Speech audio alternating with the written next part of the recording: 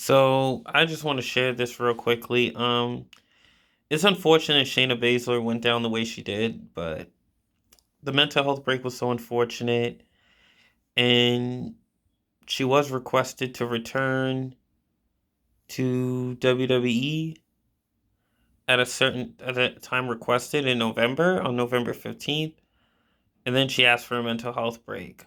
One problem I have is that she didn't speak up about the vaccination, which was really unfortunate.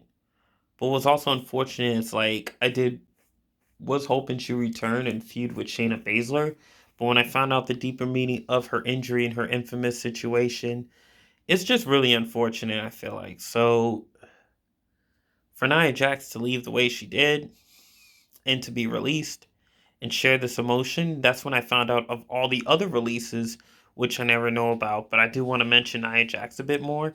So the fact that her last match was against her former tag team partner and her unlikely ally, Shayna Baszler, hit it very deep because it looked like she was supposed to return and get some retribution against Shayna Baszler, but unfortunately that's not going to be the route. So they were in a good feud and the implosion looked very well, but the fact that the whole vaccination situation and then the mental health was involved with that. Like, I don't know what's going on behind the scenes, but it seems like she needs to get all that stuff figured out.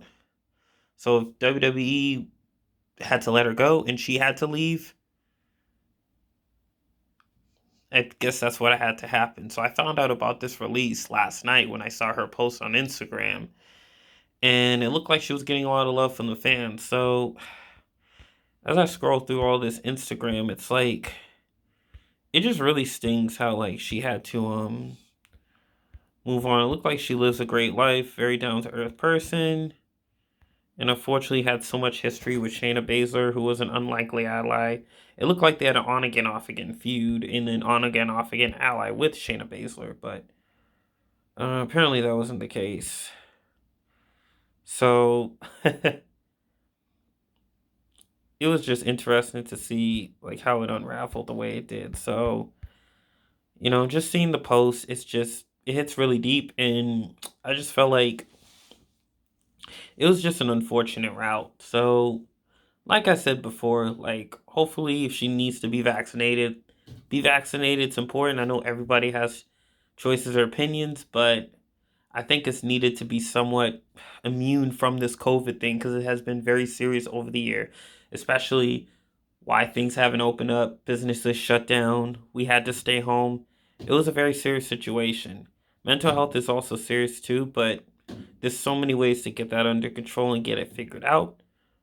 I'm not trying to bark orders or anything, but just giving ideas that it can get figured out. But it's an unfortunate route. So hopefully Nia Jax can join AEW or Impact Wrestling, or just if she needs to take time off and live in peace again, because I can see being on the road a lot can be tough. And then the way she delivered, she puts in a lot of hard work, especially seeing her against Nia Jax and Tamina. Phenomenal chemistry when they wrestled against each other. And for also Shayna Baszler, who Nia Jax teams with, and then Natalia Tamina teams with, they put on phenomenal matches, and I kind of enjoy seeing them. And then to see Nia Jax and Shayna Baszler beat Bayley and Sasha Banks, and for Bayley and Sasha Banks to implode, it's just interesting. So that's what I have to say. So I didn't want this video to go on for too long, but this was kind of bold that Nia Jax shared the way she does, and it seemed like she did love working with WWE, but it's kind of unfortunate that she has to leave the way she did. So hopefully everything goes smooth with Nia Jax, and we can see her wherever she wrestled. So best of luck to you on your future endeavors.